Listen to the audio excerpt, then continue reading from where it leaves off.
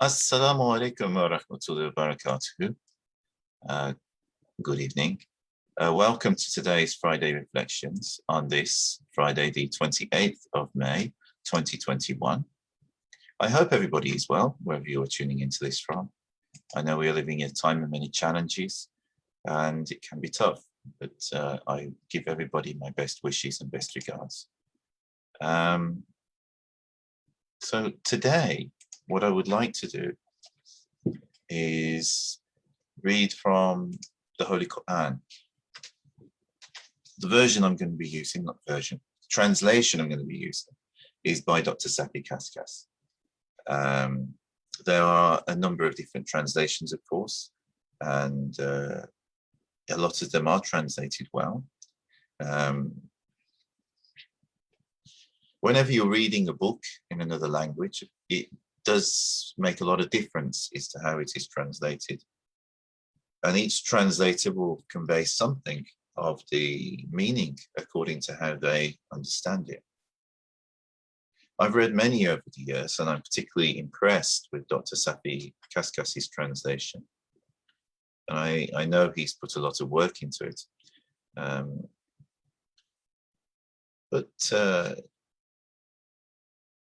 Here we are anyway. There are many different prophets mentioned in the Quran, but a lot of the prophets in the Quran are not mentioned. Well, they're mentioned, but like their whole story isn't necessarily discussed. But there is one in particular who has a chapter dedicated to him, and it reads quite fluidly. And interestingly, for many, or what many people who aren't Muslims might find interesting, is that's not the Prophet Muhammad I'm referring to here. Peace and blessings be upon him. You see, although the Prophet Muhammad Salam is the one from whom we get the Quran and from whom we get other traditions, which we call Hadith and Sunnah, there are many prophets within Islam. And certainly all the famous names that you've heard from the biblical tradition shared by Judaism and Christianity are also prophets and significant figures within Islam as well. And one of the most famous, of course, is the Prophet Joseph. Joseph, who was one of the 12 sons of Jacob. Jacob was also known as Israel. And these, of course, are the fathers of the 12 tribes of Israel. And something that weirdly I've never noticed before, but it dawned on me today when I opened the page of this chapter, is that Yusuf, or Joseph, the chapter that discusses the life of this great man, is also chapter 12 of the Quran, which I thought it's interesting that it has that number within the Quran as well.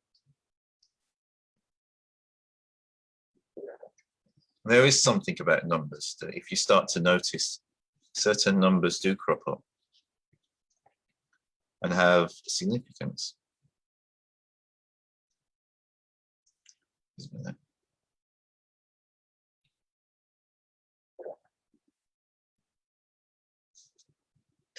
Now, this particular chapter of the Quran has been significant in many people's lives. It's one of my personal favorites of the Quran because I love the Prophet Joseph and his life and what it teaches us. But not just myself. I mean, there was a musician who was particularly famous during the 1970s and went away from music for a little while and then came back more recently. And his name is Cat Stevens, and he's also known as Yusuf since his conversion to Islam, which has been for many years now. And one of the reasons he chose the name Yusuf was because it was after reading the chapter Yusuf in the Quran. Yusuf being Arabic for Joseph, of course. that inspired him to embrace Islam and change his life around for the better. And I also found a bookmark in my dad's copy of the Quran, which was also in the chapter Yusuf. So, I mean, I gave my dad a copy of the Quran some years ago, after we discussed what I believed and stuff. And I says, well, if you wanted a translation of the Quran, then I can get you one and you can have a read yourself. Make of it what you will. And I was intrigued to find, before I've seen many bookmarks in my dad's Quran, so I know he did read a lot of it before he was unable to. But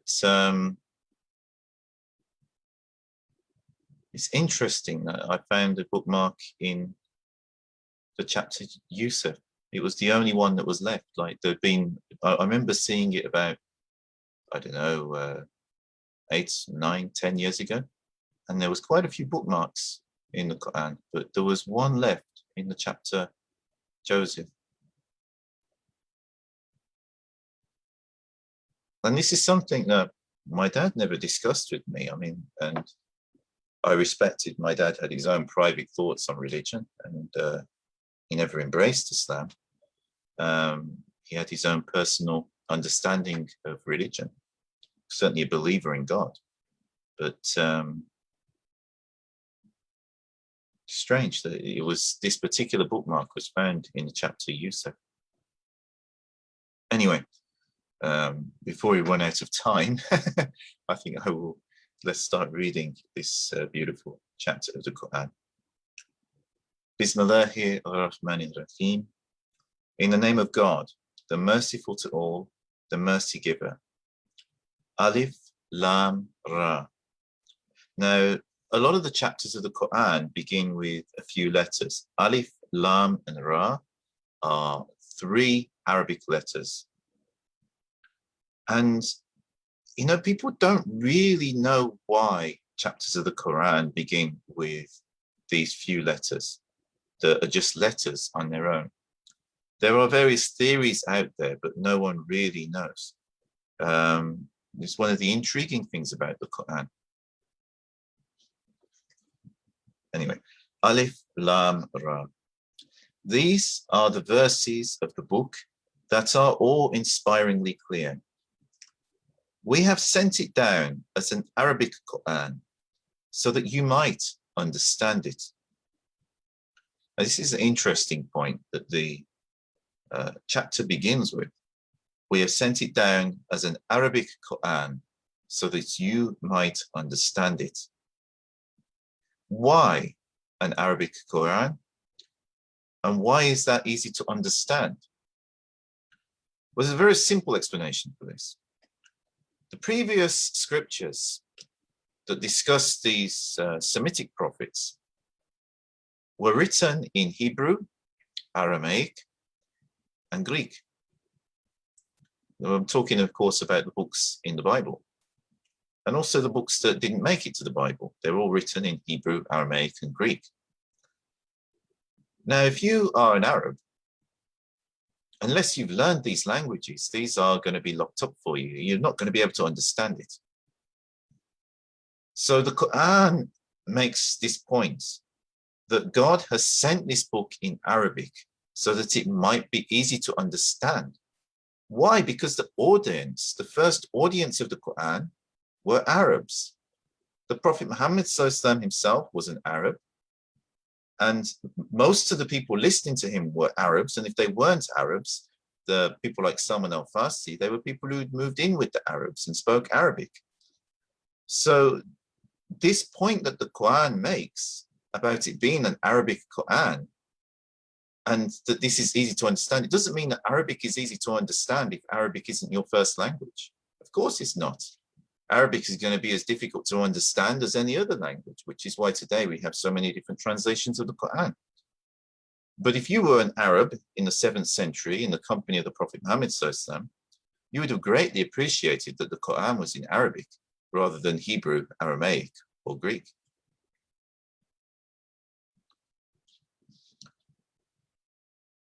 I'll carry on. We tell you the best of stories in what we have revealed to you of this Quran, seeing that you were among those who were unaware. Joseph said to his father, "Father, I saw in a dream 11 stars, as well as the sun and the moon. I saw them bow before me." Jacob replied, "My son, do not tell your brothers your dream, or they may plot to harm you out of envy. Satan is man's open enemy, and thus your Lord will choose you and will teach you to interpret some events, and will perfect his grace on you and on the house of Jacob, just as he perfected it upon your forefathers, Abraham and Isaac. Your Lord is all-knowing, all-wise." In the story of Joseph and his brothers, there are messages for all who search for the truth. So here, I mean, even at the beginning, Jacob, who was, of course, a prophet of God himself, cautions his son Joseph, "Do not tell your brothers about this dream," because he knows, even in the family of a prophet, people can be jealous and envious. So we have to be careful. If Allah has given us any special gifts, whether those gifts be financial security or wealth, or whether those gifts be spiritual gifts or something else, we have to be careful not to show off too much, because this can incite jealousy in people's hearts. It's always good to try to be humble. Joseph's brothers said to one another, "Joseph and his brother Benjamin are dearer to our father than we are. Even though we are so many, our father is clearly wrong." One of them said, "Kill Joseph. Drive him away to some faraway land, so that your father's attention will be free to turn to you. After this is done, you will be free to repent and to live once again as righteous people." What a thought. After killing or driving away their own brother, they thought that they can repent to be righteous people. I mean, in a sense, yes, people can always change their ways and turn back towards goodness. But the fact that they had this premeditated, or one of the brothers had this premeditated idea that they could do this terrible deed and then repent and to live once again as righteous people, I mean, it is such a crazy idea to have. Another of them said, "Do not kill Joseph. If you must do something, throw him into the dark depths of the well, where some caravan may pick him up." They agreed on this course, and they spoke to Jacob, "Father, why don't you trust us with Joseph, seeing as we wish him well?" The irony of it. Why don't you trust us with Joseph? They're planning to kill him or drive him away, or in the end, throw him in a well. Obviously, Jacob had some inkling that something wasn't right, and that's why he was careful about trusting him. But in the end, he let this continue. "Let him go out with us tomorrow, so that he may play and enjoy himself, and we will protect him well." Jacob said, "The thought of you taking him away with you worries me. I am afraid a wolf may eat him at a moment when you are not paying attention." They said, if the wolf were to devour him, when there are so many of us, we would be the real losers.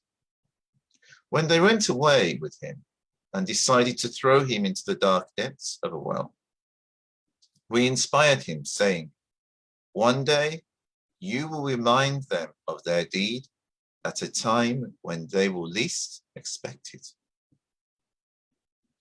At nightfall, they returned to their father weeping and said, Father, we were racing with one another and left Joseph behind with our things, and a wolf devoured him. We know that you will not believe us, even though we are telling the truth. And they produced his shirt, deceptively stained with blood. Jacob exclaimed, rather your souls have enticed you to something, but patience is beautiful, and it is to God alone that I pray for strength to cope with what you are saying to me. SubhanAllah. A caravan came and they sent someone to draw water.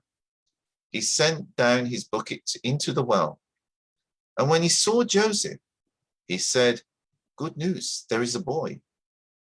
They hid him with the intention of selling him, but God had full knowledge of everything that they were doing. They sold him for a small price, for a few pieces of silver. So little did they value him. The man from Egypt that bought him said to his wife, look after him well.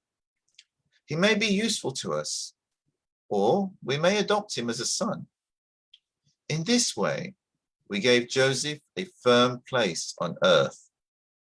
And we did this so that we could teach him the inner meaning of things. God always prevails in his purpose, but most people do not know this. When he reached full manhood, we gave him the ability to judge between right and wrong, as well as knowledge. We reward those who do good. The woman in whose house he was living tried to seduce him, and she bolted the doors and said, come to me. Joseph answered, God forbid, my master has been good to me. No good can come of such a wrong.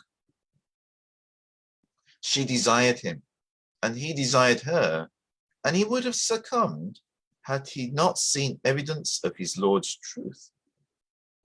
And this is an interesting line. She desired him, and he desired her. Well, it's a human need at the end of the day. And it shows in this line, desire between man and a woman. It is a normal thing. It is not something which is inherently sinful in itself, but in this particular case, she was married. And because of this, and because Joseph had a connection with God and knew the reality of things, that he didn't succumb. And this is what this verse actually says. She desired him, and he desired her. And he would have succumbed had he not seen evidence of his Lord's truth. We did this in order to keep evil and indecency away from him. He was truly one of our chosen worshippers. They both rushed to the door, and she tore his shirt from behind. And at the door, they met her husband. She said, what, other than prison or painful punishment, should be the reward of someone who tried to dishonor your wife? Joseph said, it was she who tried to seduce me.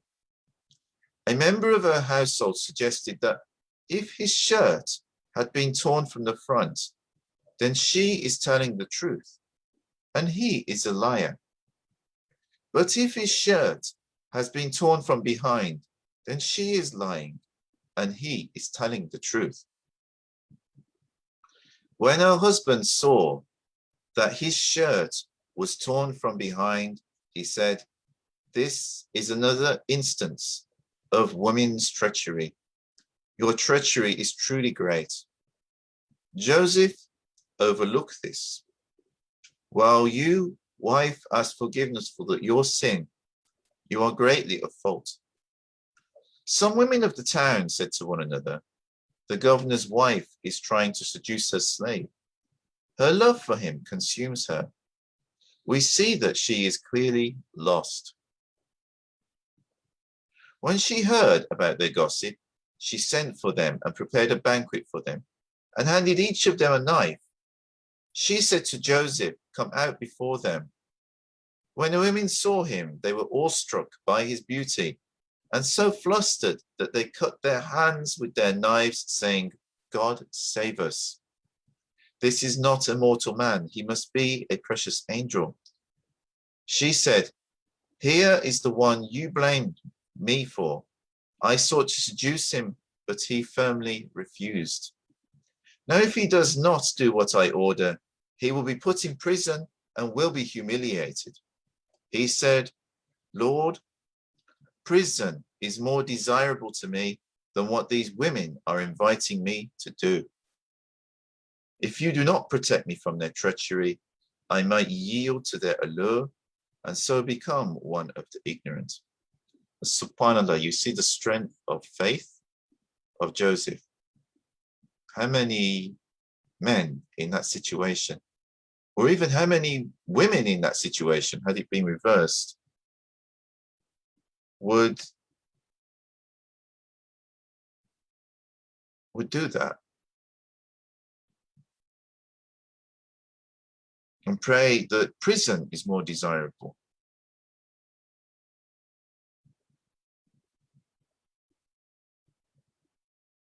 Especially men.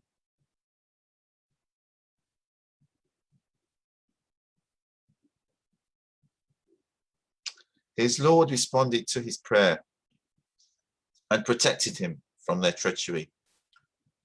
He alone is all-hearing, all-knowing. It occurred to the governor and his household, after they had seen all the signs of Joseph's innocence, that they should imprison him for a while. The two young men happened to go to prison at the same time as Joseph. Excuse me.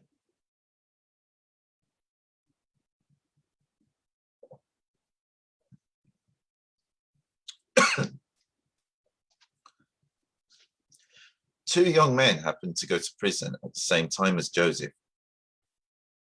One of them said, "I saw myself in a dream pressing wine." The other said, "I saw myself in a dream carrying some bread on my head and birds were eating it." Sorry. They said to Joseph, "Tell us the real meaning of this." Bismillah.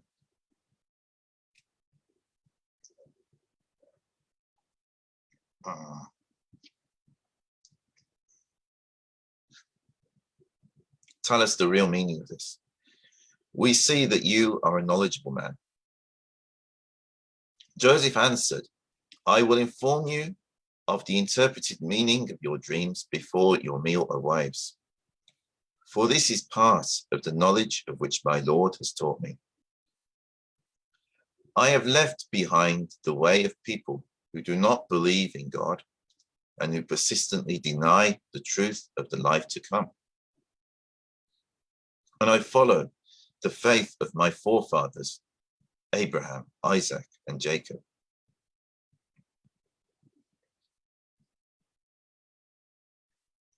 It is not conceivable that we should ascribe divinity to anything besides God.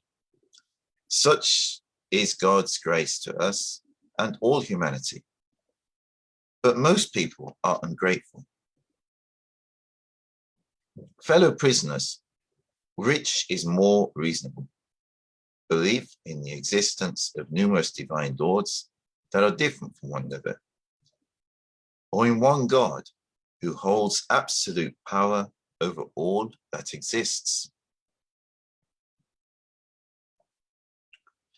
All that you worship instead of God is nothing but empty names which you and your forefathers have invented. Names for which God has sent down no authority. Judgment as to what is right and what is wrong rests with God alone. And he has ordered that you worship only him. This is the true faith, although most people do not realize it. Fellow prisoners, I will tell you the meaning of your dreams. One of you will serve his master with wine to drink, but the other will be crucified, and birds will eat off his head. Whatever your future holds, the matter on which you have asked my opinion has been decided by God. Joseph said to the one he knew would be saved, mention me to your master when you are free. But Satan caused him to forget to mention Joseph to his master, and so he remained in prison for a few more years. One day the king said, I saw in a dream 7 fat cows being devoured by 7 that were lean, and 7 green spikes out of grain, and 7 others that were dry.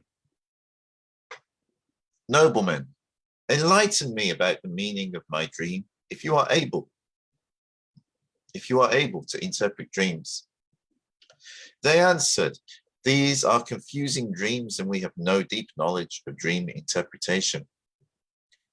The prisoner who had been saved suddenly remembered Joseph after all that time and said, I can inform you of the real meaning of this dream, so send me forth. He went to see Joseph in prison and said to him, truthful Joseph, enlighten us about the meaning of the dream in which 7 fat cows were being devoured by 7 that were lean, and 7 green spikes of grain, and 7 others that were dry, so that I may return with your explanation to the people who sent me and inform them. Joseph replied, you will sow for 7 years as usual, but let all the grain that you harvest remain untouched in its spikes, except for a little that you may eat. For after that period of 7 good years, there will be 7 years of hardship, which will consume all. But a little of what you have stored up for them. After that, there will come a year in which the people will have abundant rain and will press grapes. As soon as Joseph's interpretation was conveyed to him, the king said, bring him before me. When the king's messenger came to him, Joseph said, go back to your master and ask him first to find out the truth about those women who cut their hands. My lord knows all about the treachery. The king sent for the women, and when they came, he asked, what was it that you hoped to achieve when you tried to seduce Joseph? The women answered, God save us. We know nothing bad of him. The wife of Joseph's former master said, now the truth is out. It was I who tried to seduce him. He is an honest man. When Joseph learned what had happened, he said, I asked for this so that my former master can know that I did not betray him behind his back. God does not guide God does not guide the mischief of the treacherous. I am not trying to absolve myself. Man's soul incites him to sin.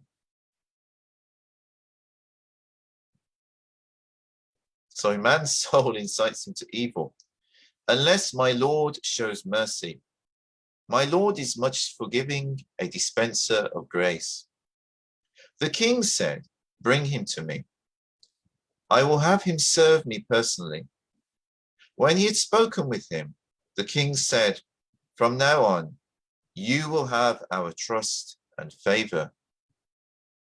Joseph replied, put me in charge of the nation's storehouses. I will be a good and wise keeper. We established Joseph securely in that land to live wherever he wished. We grant our grace upon whomever we will, and we do not fail to reward those who do good. In the eyes of those who believe and have always been mindful of us, a reward in the life to come is far greater good than any reward in this world. After some years, Joseph's brothers came to Egypt and presented themselves before him. And he knew them at once, but they did not recognize him. When he had provided them with their provisions, he said, when you come here next, bring me the brother of yours from your father's side. Have you not seen me giving generous measure and being the best of hosts? If you do not bring him to me, you will never again receive a single measure of grain from me, nor will you be allowed to come near me.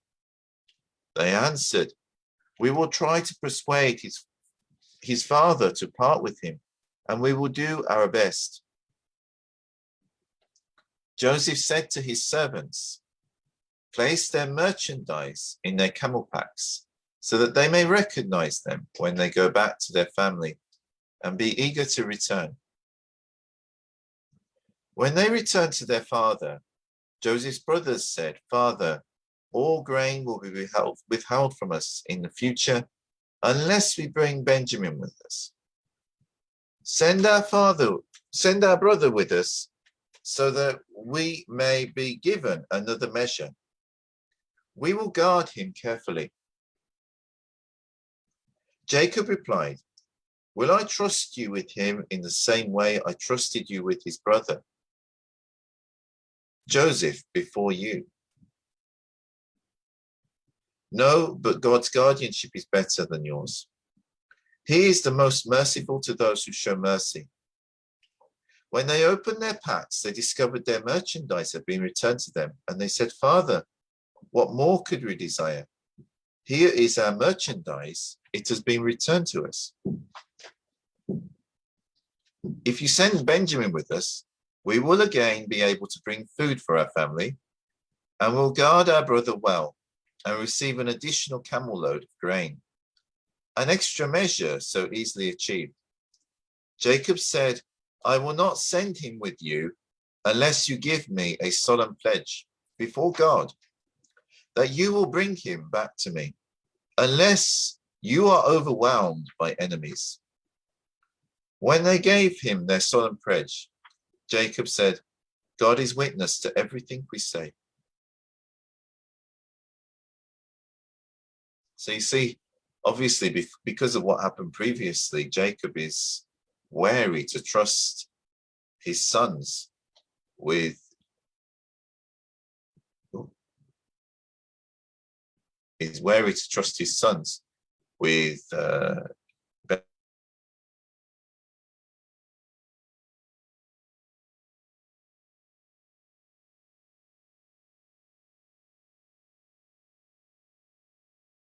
best.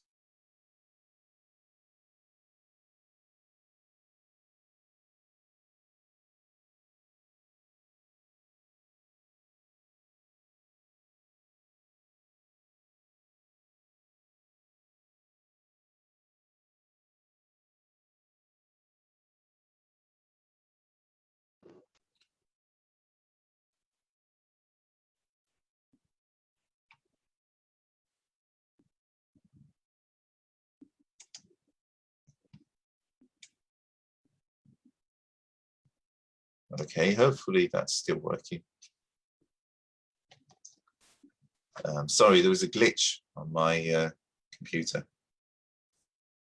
So because of what happened previously, Jacob is wary to trust his sons with Benjamin, who is he's Joseph's full brother. The other brothers were his half brothers because they had a different mother. But Benjamin and Joseph had the same mother.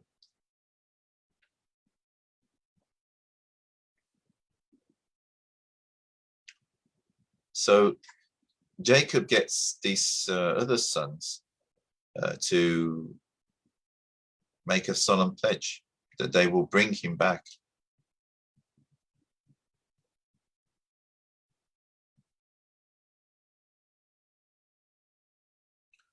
He added, "My sons, do not enter the town through one gate, but enter through different gates. I cannot help you against the will of God. Judgment as to what is to happen rests only with God. I have placed my trust in him." Everyone who has trust in his existence must place their trust in him alone. Although they entered the town in the way their father had told them, it did not help them against the will of God. It merely satisfied a wish of Jacob's to protect them. He knew well what we had taught him, though most people do not. When the sons of Jacob presented themselves before Joseph, he drew his brother Benjamin to himself, saying to him in secret, "I am your brother, so do not be saddened by their past actions." Later, when he had provided them with their provisions, he placed the king's drinking cup in his brother's camelback. As they were leaving the town, a watchman called out, "People of the caravan, you are thieves." Turning towards the man and his companions, the brothers asked, "What is it you are missing?" They answered, "We are missing the king's cup, and he who produces it will receive a camel load of grain as a reward. I pledge myself to this promise." The brothers said, "By God, you must know that we did not come to commit corrupt deeds in this land, and we have not been stealing." The Egyptians said, "What will be the penalty of this deed if you are proved to be liars?" The brothers replied, "The penalty will be the enslavement of the person in whose bag the cup is found. This is how we punish wrongdoers." They were brought before Joseph to be searched, and he began with the bags of his half-brothers, before the bag of his brother Benjamin. In the end, he produced the drinking cup out of his brother's bag. In this way, we schemed on Joseph's behalf. If God had not so willed, he could not have detained his brother as a penalty under the king's law. We raise the rank of whomever we will, but above everyone who is endowed with knowledge, there is one who knows everything. Yeah, God raises people in station, but however much we get raised in life, we must never forget that we are all under Allah. And we're all under that no one, no matter how knowledgeable they can be, knows everything. Only God knows everything. As soon as the cup was produced from Benjamin's bag, the brothers said, "If he is a thief, then his brother was a thief before him." Joseph said to himself, without revealing this thought to them, "You are far worse in this respect, and God is fully aware of what you are saying." They said, "Mighty governor, he has a father who is very old man. Therefore, detain one of us instead. We can see that you are a very good man." Joseph answered, "May God preserve us from the sin of detaining anyone other than the person on whom we found the property. That would be unjust of us." When they lost all hope of persuading him, they withdrew to take counsel among themselves. The eldest of them said, Do not you remember that your father took a solemn pledge from you before God, and how before that you failed with regards to Joseph? I will not depart from this land until my father gives me leave, or God passes judgment in my favor. He is the best of judges. As for you others, return to your father and say, Father, your son has stolen the king's cup. We can tell you only what we saw. How could we guard against the unforeseen? Ask in the town we were in at the time, and the people of the caravan that we traveled with, and you will find that we are telling the truth. When they returned to their father and told him what had happened, he said, No, your souls have enticed you to take such a terrible thing. As for me, patience in hard times is most godly. Perhaps God will bring them all back to me, all knowing, all wise. He turned away from them and said, Alas for Joseph. And his eyes clouded over with grief, and he was filled with sorrow. His sons said, By God, you will never stop remembering Joseph until you are totally broken or are dead. He answered, It is only to God that I complain of my deep grief and sorrow. I know from God something that you do not know. My sons, go and try to obtain some news of Joseph and his brother, and do not lose hope of God's mercy. Only the unbelievers lose hope of God's life-giving mercy. The sons of Jacob went back to Egypt and to Joseph. And when they presented themselves before him, they said, Mighty governor, hardship has afflicted us and our family, and we have brought only a little merchandise. But give us full measure of grain and be charitable to us. God rewards those who give in charity. He replied, Do you remember what you did to Joseph and his brother when you were still ignorant? They said, Could it be that you are Joseph? He said, I am Joseph, and this is my brother. God has been gracious to us. If one is mindful of him and patient in hard times, God does not allow the reward of those who do good to be lost. Important point. If one is mindful of God and patient in hard times, God does not allow the reward of those who do good to be lost. God sees everything you do. If you always remember God and try to live your lives as best you can in the way of taqwa, of God consciousness, then God will help you. Sometimes in ways that are obvious, oftentimes in ways that are less obvious. But God will be there with you.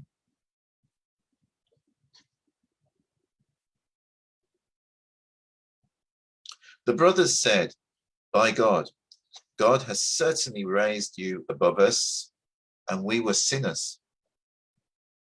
He said, No blame will be uttered today against you. May God forgive you for your sins. He is the most merciful of those who are merciful. Now take this shirt of mine and lay it over my father's face, and he will recover his sight. Then come back to me with all of your family. As soon as the caravan with which Jacob's sons were traveling was on its way, their father said to the people around him, You may think I am senile, but I can smell Joseph. They answered, By God, you are still lost in that old illusion of yours.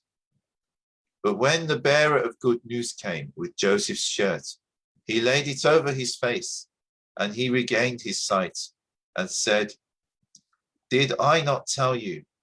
I know from God something that you do not know. His sons answered, Father, ask God to forgive us our sins, we were sinners. He said, I will ask my Lord to forgive you. He alone is truly forgiving, a true purveyor of mercy.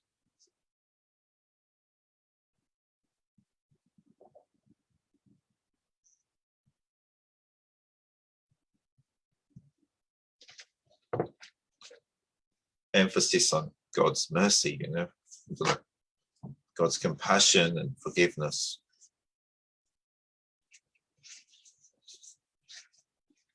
It's limitless as long as people sincerely turn to God.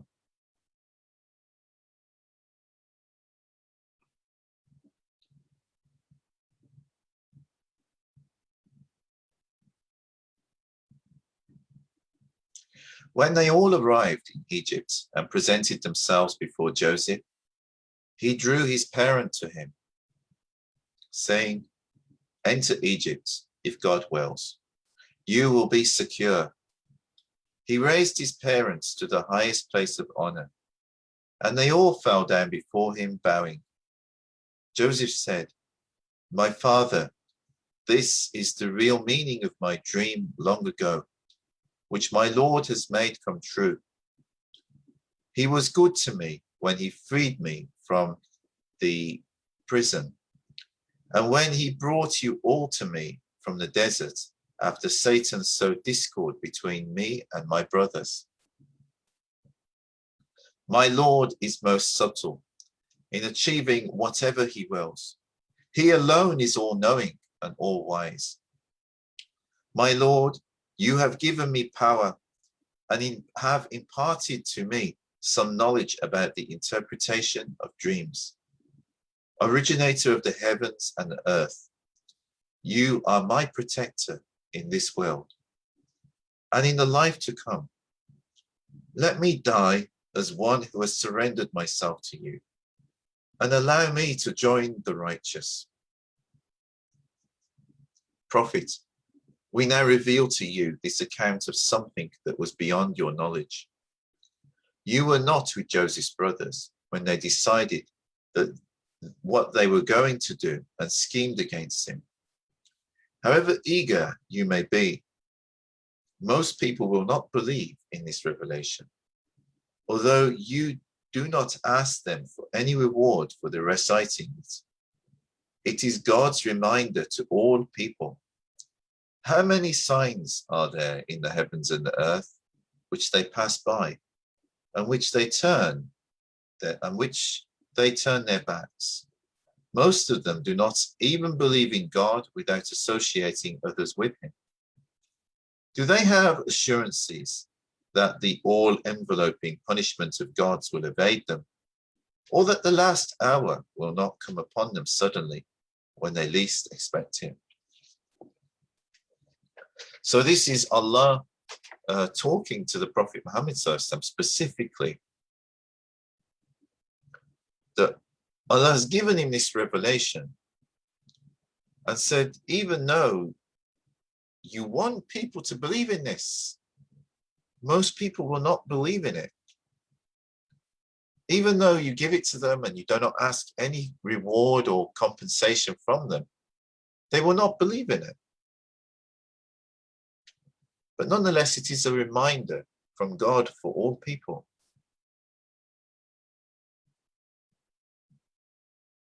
And just like with the Quran, how many other signs are there in the heavens and the earth which people ignore? And they turn their backs on. And most of them don't believe in God, or don't believe in God without associating others with him and thinking others have some kind of comparable power with God.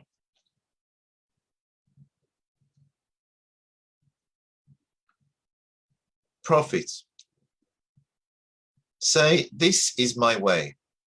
I and all who follow me call people to God based on the clear insight. May God be exalted in his glory.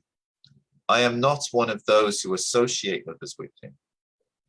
Even before your time, we sent as our messengers anyone except mortal men, whom we inspired and whom we have always chose from among the people of the very communities to whom the message was to be brought. Have the unbelievers not traveled through the land and seen the end of those who went before them? Those who are mindful of God prefer the life to come. Do you people not use your reason? Another good point, it's mentioned many times in the Quran. Do you not use your reason? Even many Muslims do not teach this today. The Quran is, Allah actually through the Quran is imploring us to use our reason. Allah gave us reason for a reason. Allah gave us reason for a reason. Yeah, Allah gave us reasoning skills for a reason. Not to neglect them, not to ignore them, and certainly not to not use them.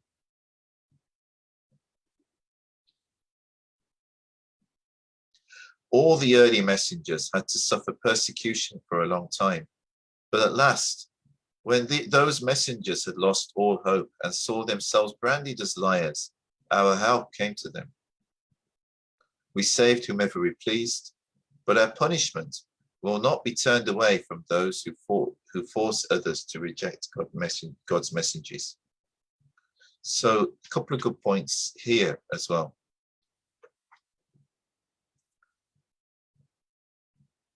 All of the prophets suffered. All of them suffered something. They suffered difficulties. And when success came to them, it came to them when a lot of them had given up to some degree, that,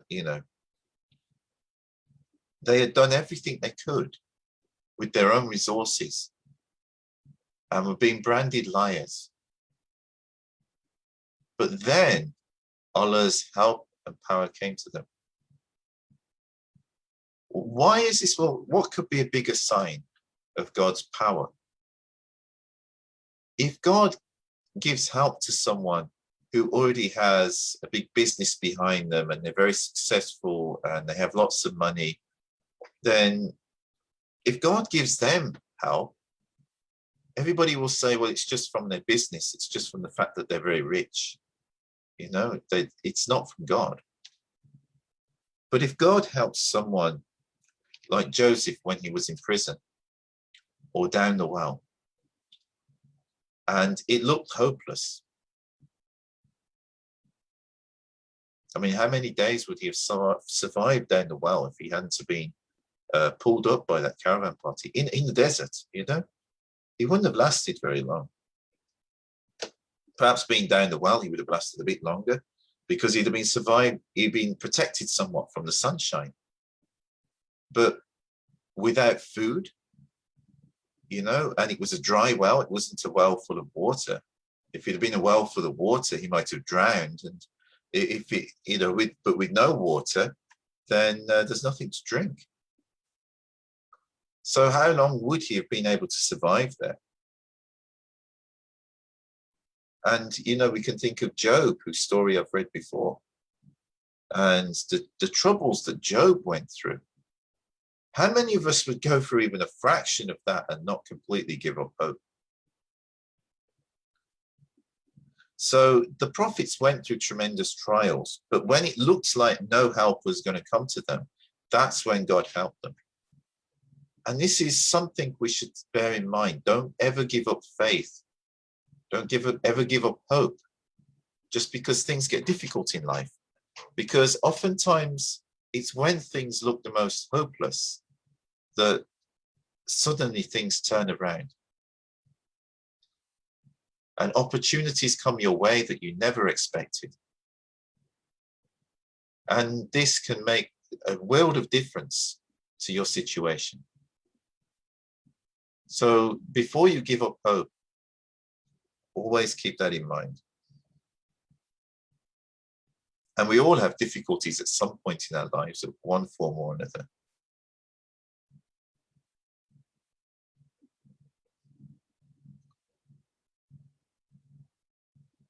Allah says his punishment will not be turned away from those who force others to reject God's messages. So this is basically a point of oppression. This is not talking about people who are atheists. So people who just don't believe, that's fine. That's up to them. Even if they promote their atheism, it's still not talking about them.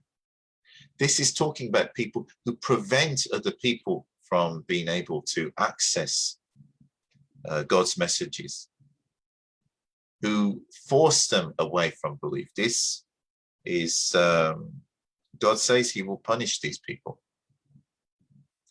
And why? It's about oppression. It's more than just about belief and about a particular religious tradition. It is because such people are tyrants that are oppressing other people and forcing them what they should or should not believe. This is unacceptable. It's unacceptable to any civilized people. In the stories of these men, there is a lesson for those who understand. As for this Quran, it could not possibly be a discourse invented by the Prophet. No, it is a confirmation of what is available to him from prior revelations, clearly spelling out everything and offering guidance and mercy to people who will believe. This point is so important, and many Muslims get confused on this point. The Prophet Muhammad sallallahu alaihi wasallam, he did not come to say, I'm bringing a completely new religion. Some Muslims say that and disregard the previous revelations. I'm not saying all Muslims, I mean this, but some ignorant Muslims say this. And it is very clear from the Quran and from the Prophet Muhammad sallallahu alaihi wasallam's teachings that he saw himself as a prophet in the tradition of the previous prophets that went to the people of Israel and other nations. So he wasn't bringing a new religion as such. He wasn't bringing something that was completely separate and new and different from the traditions given to the Jews and the Christians. But it was continuation of this and a clarification and guidance, but rooted in that tradition of prophethood that came to previous nations. And Muslims believed that there was 124,000 prophets sent to this earth. 124,000 prophets, and actually only a small number of them are mentioned in the Quran. So how many of the other great spiritual and religious teachers on this earth, people like the Buddha or Krishna or Lao Tzu or Confucius, may well have been prophets that were sent to other nations? We really don't know. So we have to have respect. And it's also good to learn about these other traditions as well, so that we get a broader understanding of religion and spirituality, and do not become people who are narrow-minded. Because there is a danger when we become narrow-minded and think that only we have the answers within our tradition, and no one else has answers, that we can look down upon other religions. And this is not something which is unique to people of any one religion. It can happen to people of all religions. It can even happen to secular humanists who reject religion. If they do not look into the religions and try to understand as well where religious people are coming from in a fair way. They don't have to believe themselves, but at least look at things in a fair way, be balanced. Because otherwise, if we're not like that, we can develop a sense of superiority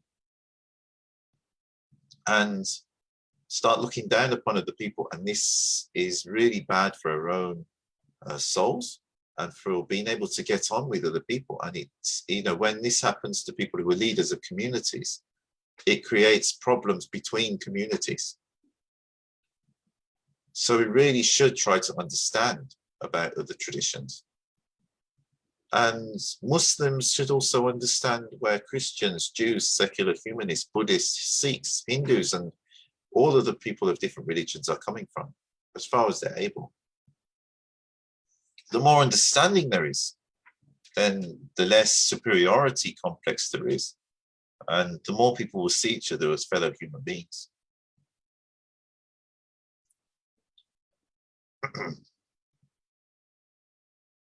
Joseph's story is particularly important because here we see a man who, it appears his whole life has gone completely wrong. Although he had lovely parents and had many gifts, but then because his half-brothers were jealous, they chucked him down a well. And he got sold into slavery. You would think it would be over at that point. You would think it would be over. You wouldn't think that someone who was sold into slavery would amount to anything. Not only was he sold into slavery, he was sold into slavery in a foreign land. People who spoke a completely different language and lived a completely different way of life, which he was thrown into and he had to learn.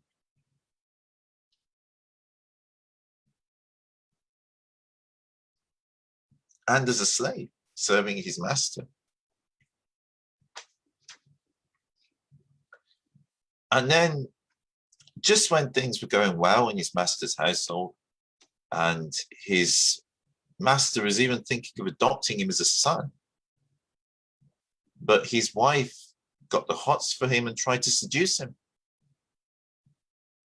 And so even that part of his life was messed up. And as a result, he had to go into prison. In the biblical tradition, it says he was wrongfully thrown in prison. In this one, it says that God put him in prison because, well, God made a way for him to end up in prison as a way to protect him from these crazy women. And then he's stuck in prison. People forgot he was in prison, and he was left there for a long time. In the DreamWorks film, Joseph, King of Dreams, which I use a screenshot here on my Zoom presentation, they give an indication of the time he was in prison by the fact that this small tree grows inside the prison. And this is a beautiful scene. It's one of my favorite scenes in the whole film because it shows such humility, a sense of humility, and just serving that tree that needed help. Joseph in the film, I mean, whether this actually really happened or not, but it is a beautiful scene. In the film, Joseph steps on this small sapling that's growing, and he snaps it, he nearly kills it. But afterwards, he feels some remorse for what he's done and for this tree, and he decides to help it and starts to put some bricks around it and fill this little area with whatever soil he can find in the prison and put it around until eventually this tree grows. And it is one of the most beautiful scenes. And it's so spiritually meaningful and nourishing. So whether it actually happened or not, it's still beautiful. But ultimately, after all of this, after Joseph came out of prison, because he interpreted the Pharaoh's dream, he was then raised to the status of what we would call today a prime minister. The king put him as his deputy and entrusted him with all of the affairs of Egypt, so that through Joseph's wisdom, he could actually save Egypt from these 7 bad years of famine by looking after all of the food supplies and everything and all of the affairs of Egypt. And that in itself is a remarkable achievement. It's not an easy thing to do, especially all that time ago.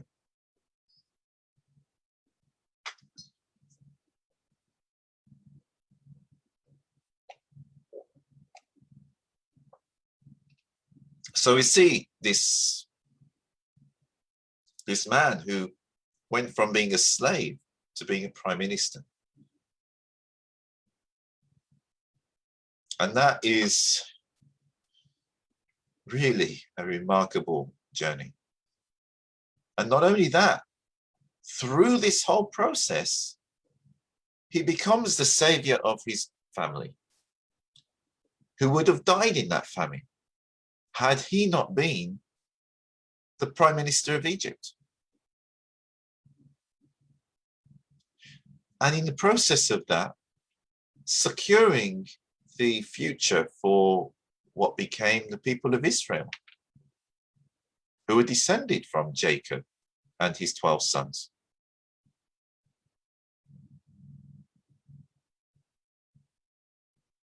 And yet all of that happened through a process whereby his brothers got jealous, threw him in a well, he was sold into slavery, accused of rape after being a slave, thrown in prison, and then being made prime minister.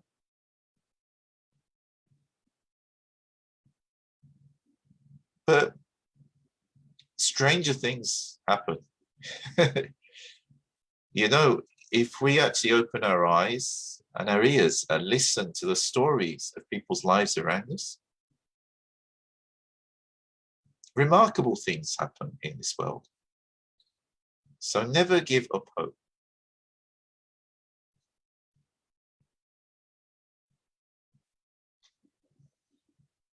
I wish you all the very best. I hope you enjoyed today's Friday reflections on the Prophet Joseph. And if you enjoy these live broadcasts and videos, please don't forget to subscribe to my Facebook, Instagram, or YouTube, wherever you watch them. And I wish you all a very good evening if you are living in the UK. And if you're tuning in from elsewhere in the world, I wish you all Assalamu alaikum wa rahmatullahi wa barakatuhu, and a very good day, whichever time of the day it is. All the very best.